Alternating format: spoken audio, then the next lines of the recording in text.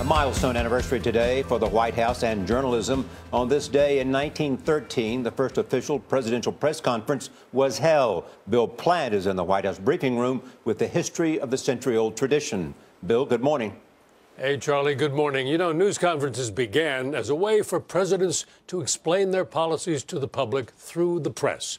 In those days, all men and all writers. But they evolved into a vehicle for presidents to reach the public directly. And now, at 100 years old, the presidential news conference is almost a thing of the past. Jay tells me that you guys have been missing me. So I thought I'd come by and just say hello.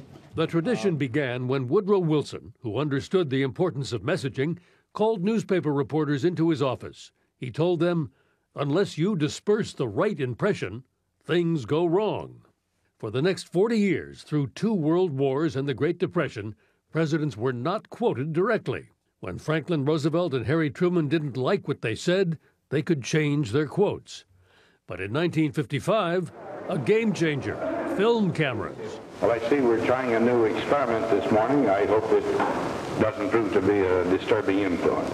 To hell with slanted reporters, said Ike's press secretary. We'll go directly to the people. Afternoon. And 6 years later, John Kennedy broke new ground by going live on television.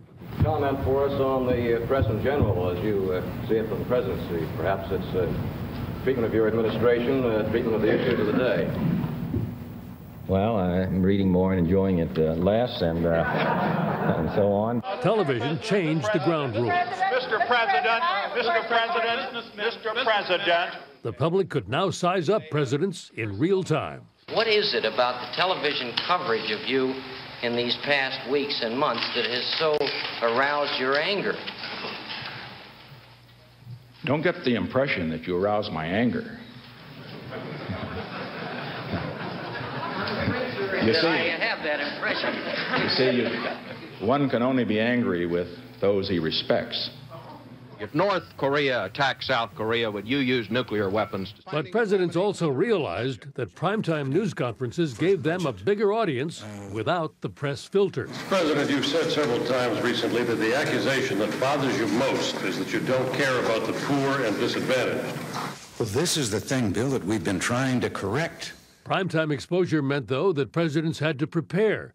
Former Clinton press secretary Dee Dee Myers. We used to do these kind of murder boards where we would throw what we thought were relevant questions at the president. He would have like a little mini explosion and give a horrible answer, but we knew then that it was out of his system.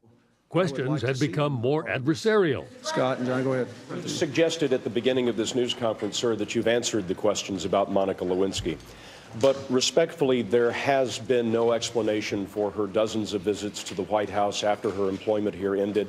Well, first of all, you have more information than you did when I said that. And secondly, I have nothing else to say. And even though most questions were predictable, presidents could still be caught off guard.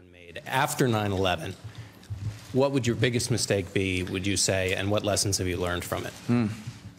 I wish you'd have given me this written question ahead of time so I could plan for it.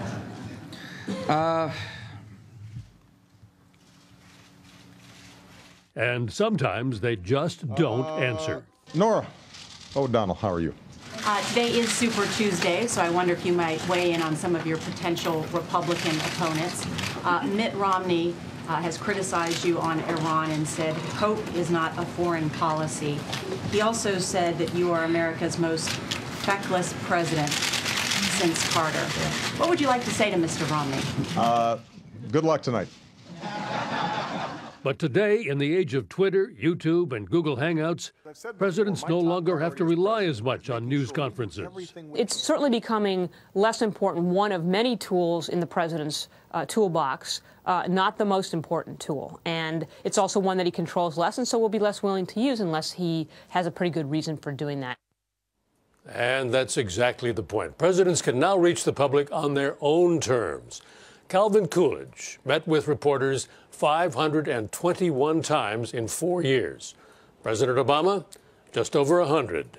And only 29 of those were solo news conferences. Gail, Charlie? Bill, how would you characterize the relationship between President Obama and the press today?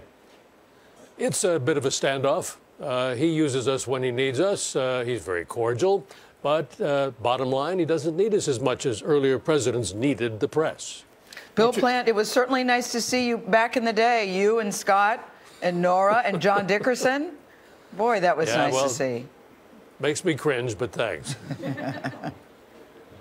All right, Bill Plant, thank you.